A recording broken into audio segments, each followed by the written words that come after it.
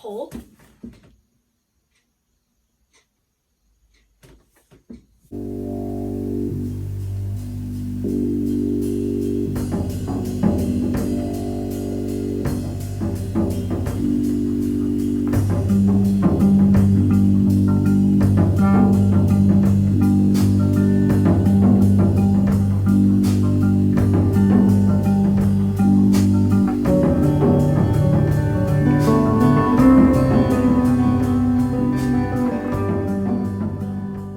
Hello everyone, how are you today? I hope that you're having a really good day. If you're new to my channel, my name is Taylor and I come to you from Baltimore, Maryland, and this is the Thread to Mend podcast series of videos where I talk about the things that I am making in real time. I very often focus on the subjects of knitting and spinning, although in the podcast episodes I do diverge into other subjects sometimes. And so if you're interested in that, do please keep watching. If you enjoy this video, please give it a thumbs up. It helps me so much here in growing my YouTube channel when I get those thumbs up on videos. And if you haven't already, please do subscribe to my YouTube channel. If you hit the little bell to get notifications, you will be alerted when I have new content uploaded here on YouTube. And I just want to thank you so much for being here with me and taking the time to listen. You don't know how much it means to me to know that what I create and share is of value to some people. So if you have any thoughts at all throughout your watching of this video, please leave them in a comment below. I love reading your comments. And I do want to mention too that I am leaving open the free pattern giveaway that I featured in my previous Thread to Mend podcast video. I'm leaving that giveaway open so that if you haven't already entered to win that giveaway I mentioned a week ago, you still have a chance to enter to win that giveaway now. All you have to do is check out my previous podcast episode. If you haven't already, I will link to it here for you to open up in another tab or something and leave a comment on to enter to win. I will be pulling a winner at the end of the month, let's say, and then I'll just announce that on my Instagram there. So you can enter to win in my previous episode and you can check me out on Instagram to find out if you won.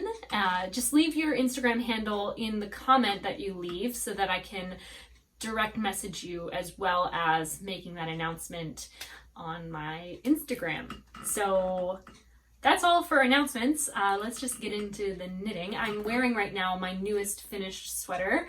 It's one that I am featuring in its own video rather soon. I just recorded that, so it will be up here on my channel, and it is the Ducat sweater by Kate Davies. I obviously modified it if you're already familiar with this pattern, but I am really loving wearing a silk mohair blend sweater. I've never made a silk mohair sweater before, at least not, well actually I've never finished making any garment with mohair at all, ever, but we got a lot of mohair going on in today's episode of the podcast.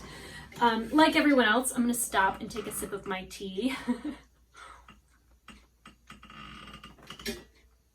And if I haven't mentioned already, you can find me on Ravelry, Instagram, and Twitter as Taylor E. Owen. So feel free to reach out to me on any of those platforms. I want to share some of the things that I've been working on and some of the things that I plan to work on. I don't know about you, but every so often I just get this itch to pull out all the projects that I had kind of put in a little bit of hibernation. And I think it happens when I finish one object. I realize that I'm very close to finishing another object and another object and another object.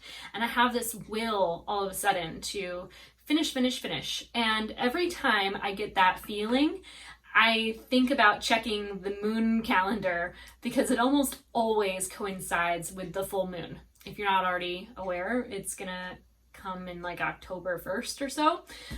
So I guess maybe on October 1st is when I'll announce my giveaway winner and wrap that up. And then who knows what I might finish between now and then. I'll be sure to share on social media in case you're interested in following up with me on what I'm making. in the next few days at least. And I'm making a lot of stuff. I want to share with you all first the thing I'm excited about most, and that is my Herning Shawl. This is one I featured plenty of times here on my podcast, but it is one that I just finally cast off my needles. If you're familiar with this project, you know it's not yet finished. It looks finished, but it is not. There is a lace border that you knit separately and then mattress stitch to the bottom edge. And I'll just lean back in my chair so that I can try to fit this in frame. But it is a triangular shaped shawl, and I'm so in love with the fabric that this yarn has made. It is a strand of the Spinny One wool by Isegar and a strand of the silk mohair held together with that. And then you hold 2 strands of the spinny wool for the crochet border edge along the top, and then the last few rows along the bottom, as well as the lace panel, which I will show you. I'm working on this lace panel now. As you can see, you knit it across this way, and then I've already blocked this, so it is nice and in its proper shape now. And then I will eventually attach it to the bottom cornered edge here, which I'll just hold this up against the top edge so you can see how these colors look. I'm just so in love with this shawl design. I know some of you out there have made this garment, and you've made like many of them. Like I think someone has made like 11 of these. It's incredible, and it's a gorgeous pattern. It's one that came out, I think it was originally published in the 1880s. So it is a true kind of antique garment, vintage garment, if you will. But I mean, I think everything over 100 years is antique. But I mean, it's a brand new garment. Anyway, it's a vintage design, and I just can't wait to wear this. I'm swimming in mohair right now, which feels quite nice. Once it's knit, it's not all up in your face. Like when you're handling the yarn, it can kind of get all over the eyelashes and up your nose, and I feel like once it's knit into a fabric, it is a lot less bothersome of a fiber. But I'm very excited to have this garment finished quite soon. I imagine I will finish making this before the weekend. And I started pulling out some other projects I've been working on. I've had these socks almost finished for quite a while. If you are a longtime viewer of my podcast here on YouTube, you've probably seen these before. They've been on my needles for probably a couple of years now. I'm not a sock knitter, but these are a pair of socks that I am knitting. And this one's been living on my blockers for so long that I wonder if it'll actually fit over my foot, because this, I don't know what's up with this sock yarn. I mean, it's like a fingering weight 4-ply superwash merino yarn, but it just has no elasticity to it, at least not what I'm accustomed to with all my woolen yarns that I love to knit sweaters in. But it seems like this fits, but the cuff is just not, it stretches, but it doesn't stretch, like it doesn't have a lot of stretch to it. So is that a hole? My heel already has a hole in it, and I never even wore it. Okay, well, I'm mending the knitting socks that I've never worn. I wonder how that happened. I might have dropped my sock blocker. That's probably what happened. Oh, that's quite funny. I'm going to have to duplicate stitch that and mend a hole in a sock that I've knit and never even worn. I have to say, this yarn is one of those yarns that is very common these days. It's 100% merino superwash 4-ply fingering weight yarn, very often used for socks. This is a nice tight knit, but it's not a fiber, or it's not, I don't know if it's the fiber so much as the construction of the yarn that I just can't enjoy knitting any longer. It's just lacks the elasticity that I am accustomed to in the things that I make. I really love squishy, bouncy yarn that is just full of life. And personally, the yarn that is superwash, it has a little, not all superwash yarn. I don't want to paint every superwash yarn with the same brush. But these 4-ply fingering weight superwash yarns, you think that they have some elasticity, but then once you've knit with it, it's just solid. It's like unmoving, and I'm not a super fan of that type of yarn construction. It's also not the type of yarn that one might spin by hand themselves, and so being a hand spinner, I've fallen in love with hand spun yarn and the very unique qualities that hand spun yarn has by nature. It can often be very squishy and airy and light and bouncy and full of elasticity. Those are qualities of hand spun that I've really come to enjoy. It's not always consistent. It's not always that perfect, even. I mean, this is like, there's nothing more exact and uniform than this 4-ply superwash yarn. I mean, it's like threads basically spun together, and it is very consistent. That is a virtue of this yarn, but it's not one that is necessary for my making. And so I can't wait to finish these socks and say at least that I've knit a pair and that I've worked with this yarn and I understand it to some degree. But I'm just excited to move on and move forward, and maybe I'll knit a pair of socks one day that I truly love. And this is a very gorgeous yarn color, but something that happens too with these like superwash yarns is one of the strands will pull and it just doesn't bounce back like a lot of other yarns would. So I'm gonna have to go in with a crochet hook and pull that strand of the yarn into the fabric so that it is less visible. But I haven't even worn these yet, and it has a hole, probably thanks to my own self for just leaving it out for so long.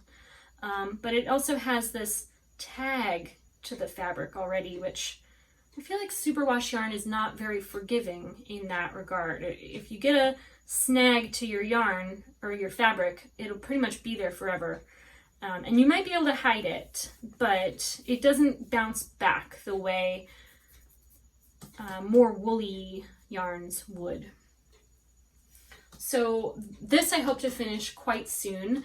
Another complaint, if you don't mind listening to me complaining, is just like this type of yarn, like the ribbing, it's just not at all stretchy. It kind of, it's rather lifeless to me, this type of yarn. It's kind of like, I don't know, a little bit dead. Too dead for my liking.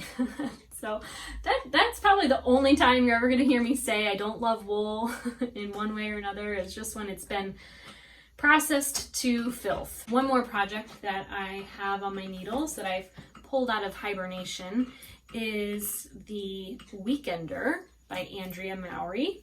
This is one that I started knitting in preparation for Rhinebeck Sheep and Wool Festival.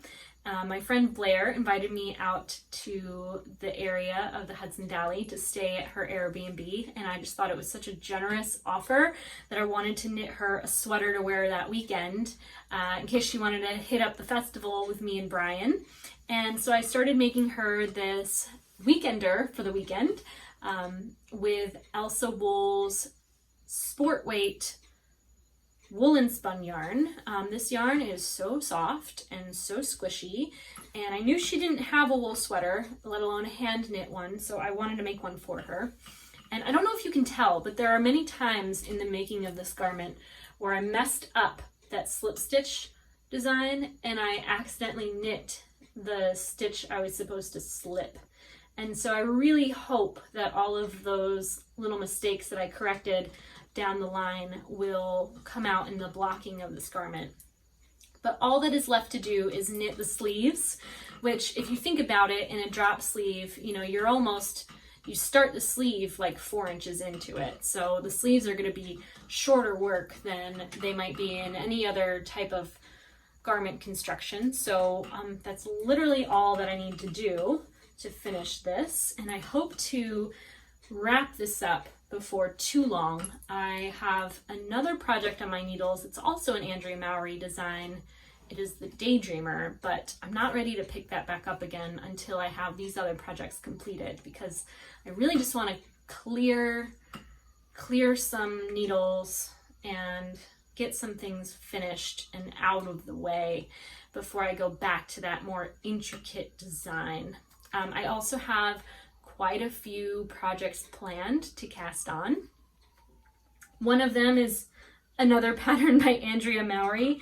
I'm sure no one is surprised because she's literally like a rock star, featured in like the New York Times of knitting. But anyway, I did start this. We were in the car on the way to a hike, and I started knitting the very beginning of the Shifty cowl, and I was not in love with what I was making. So I decided I was going to tear this out and start again, because it's way more complicated than I anticipated. Just the way you create the shape and the stitch patterns, like it takes for me a lot of bandwidth to not only knit the shape of something, but on top of that, patterning across both sides. Like there's just a lot to think about when making this garment. And so I wanted to start over, and somewhere in my lap here it is, I have my third skein. So these are all yarns that are left over from hand spun projects. These 2 marled yarns here this is actually a cake I made of a bunch of leftovers. But every time I spin a new skein of yarn, there's always 1 bobbin with leftover singles left on it. And so after I've spun my second skein and that's finished, and I have now 2 bobbins with leftover singles, I will ply those together to make a new yarn. And it is very often a marled yarn like this one here, and you know, like this one here. So over time, I've acquired quite a few little mini skeins of plied, marled 2-ply yarns that are lightweight. They're kind of mixed in their weights, but these are like a lace fingering weight yarn. And then this is the yarn that I have left over from my Miserina sweater. If you haven't seen my Miserina sweater, I made a video all about it. I'll just link to that video here if you want to check it out. And this is what's left over of the hand spun skein I used as the contrast color. This is a superwash fiber. It's the Malabrigo Noob braid of fiber, which did come out a little bit thicker than my other hand spun yarns. These are yarns, well, this one in total and some of these in the center are all fibers that I processed from fleece. That's something I really like to do, is purchase a raw fleece and scour it at home, comb it on my hand combs. Sometimes I'll dye the fiber before I've combed it, and then I will spin it into a kind of sheep to skein yarn. Those are my favorite yarns, to be honest with you. There's nothing like a hand processed yarn.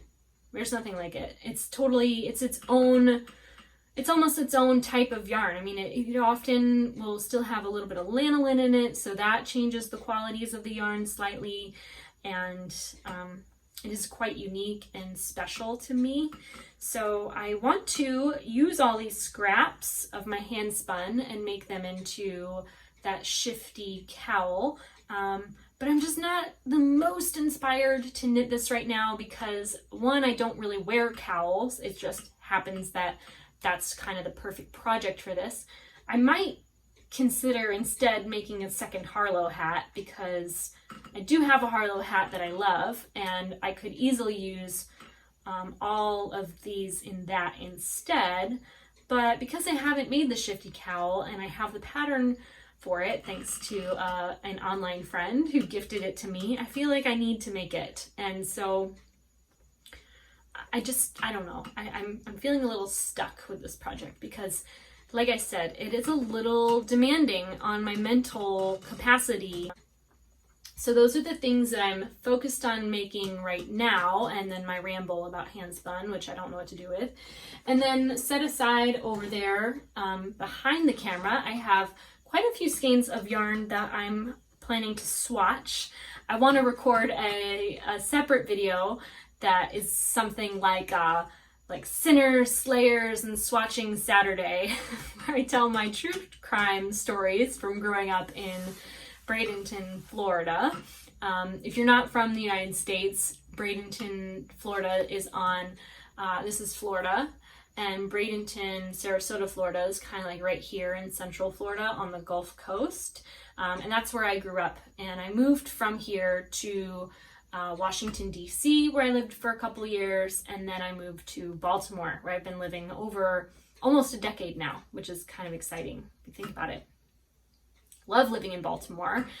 Baltimore is kind of known for its crime.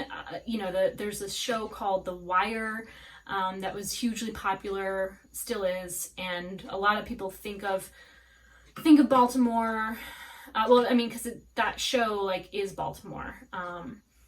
Baltimore is a very racially and economically segregated area. In fact, not a lot of people live in Baltimore anymore. It's experienced this what's called white flight, where a lot of the wealthier people, often white people, have all moved out of the city and into the county.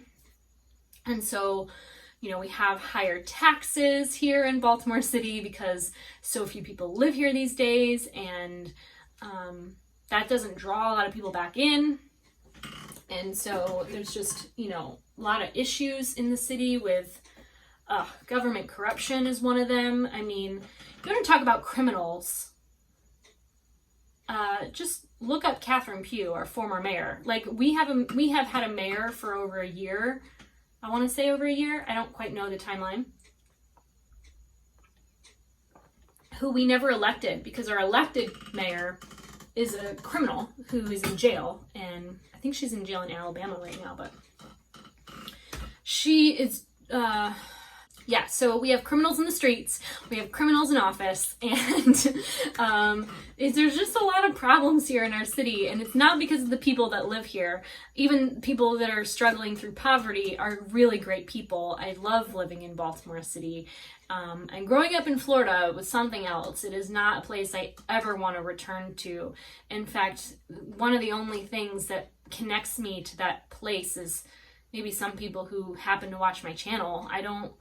I hardly even speak to people that I grew up with there because there's so much toxicity for me in that place. So anyway, I was thinking about sharing a video of some of the murders that had happened in the hands of people I personally knew. I won't tell any of the murder stories of people who have not been criminally prosecuted and are not in prison for life, because I don't want to create any trouble for myself. So if any of those people happen to see this, I want them to know that I won't tell anyone about what they've done. There's no evidence to prove it in court. It's all hearsay. So I just don't want to get myself into any trouble there. I don't want to upset people. I don't want them to come after me. There are people that know where I live who I wish just didn't know where I lived because they scare me. They genuinely scare me. I digress. One more project that I want to share with you really quick is the Western Skies hat pattern I'm knitting by Caitlin Hunter. And if you haven't watched a video, I know I'm linking to a bunch of stuff today, but I made a video about this hat that I didn't swatch for and I should have swatched for. Everyone should always make a swatch, I know. And I still cast on a hat without swatching. And it's too small. It's way tiny. I'm looking at it, I'm like, there's no way, even after blocking. When I stretch this hat brim out in its entirety, it barely fits on my head. And although, you know, I feel a little conflicted, there's no way that this is gonna work as it's working right now. I feel like I'm better off just making a swatch, because who am I? I thought I was smart, but I'm not smart if I keep repeating the same mistakes expecting a different outcome. So I'm going to stop. I mean, I would have a swatch made if I just swatched. And I know Caitlin Hunter's knitting is loose. I mean, she's talked about how loose her knitting is and how important it is to swatch again and again and again. But in my mind, I'm just like, you know, it's only a hat, and I need to be a lot less elitist in my knitting. I know that sweaters are great and all, but like hats matter too, and they deserve a swatch. I don't know, when I put it on, like it fits if it's just on my head, and then I put it over my forehead and my face feels like it's being pressed down. So I can't pretend that if I just wear it like this, it's not going to slip off. Like, it's definitely going to slip off, even if it is locked. It's just ridiculous. So I don't know what got into me yesterday, knitting a hat without a swatch. Silly girl. So this happens every time I make a video about what I want to do. Is I just wish I weren't recording anymore so that I could be making the things. But I really do like making videos here for my channel. It brings me so much joy to sit down with you guys and read all your comments. So I have no regrets spending my time here doing this. I'm afraid my phone is going to die, so I need to wrap it up really quick. And I think that's going to be it for this episode. I'll go into things that I'm casting on soon. Like I said, I want to wrap up things that I've been working on. And then maybe by like the new moon, I'll have new cast-ons to show you guys. Until then, I hope that you're well. Thank you so much again for watching here on the YouTube channel. And if you haven't already, let me know in a comment below what you're working on. What have you been up to? How are things going for you? I do care to know, so let me know if you're interested. And I hope that you all take care. Have a good day. And before I let you go, I want to show you really quick. Hey, Starb. I want to show you my garden.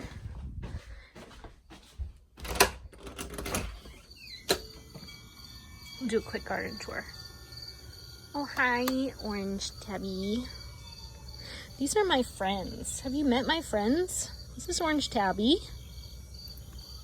And that's Tabby with white. Hi, sweeties. They have not been fed today, obviously. And this is Marble Mama. And all these cats have been spayed and neutered. They've been vaccinated for rabies. Shippy gets along with them just fine.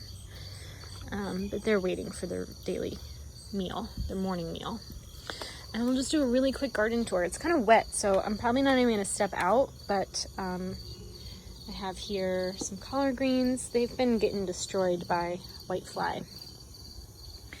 And we have some echinacea and black-eyed Susans, and the squash really took over the yard, so they've been getting some powdery mildew, which is always expected.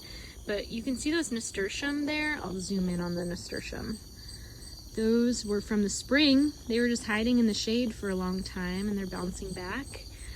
But I'm just waiting for my beans to dry on the vine so that I can collect seed for next year.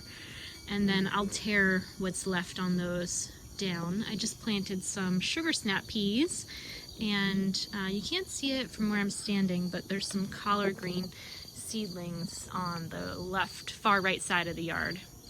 And the berries are all falling and fruiting and a mess, but this is the garden as it is. I'm cleaning it up little by little, and I'm just waiting for my squash to fully ripen and those stems to kind of turn brown before I tear up those plants and add them to the compost.